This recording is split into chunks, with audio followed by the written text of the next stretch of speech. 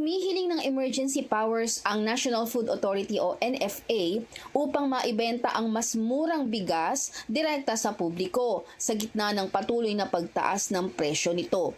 Ayon kay Larry Lacson, layo nitong mapabilis ang distribution at mapababa ang presyo sa merkado. Target ng ahensya na magbenta ng bigas sa halagang 33 pesos kada kilo. Sakaling maaprubahan, inaasahang mapapalakas din ang pagbili ng palay mula sa mga magsasaka at mas mapapabilis ang supply sa buong bansa.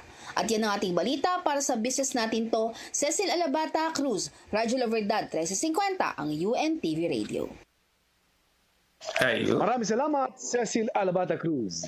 Partner Manuel, kailangan tayong magtipid ng mga pagkain dahil alam ko isa yan sa tataas ngayon. Mas lalo ngayon dahil tumaas ang ating mga petrolyo, so more or less tataas ng todo din yung mga pagkain din.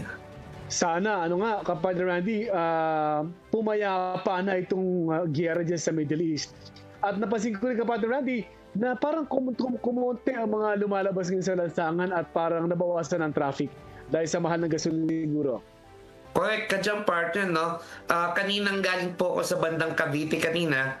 Ay, nako, parang wala akong kasabay, kakaunti ang kasabayan ko kanina. Buti naman, pero yan naman ang gigunga siguro dahil sa sobrang bahal ng gasolina.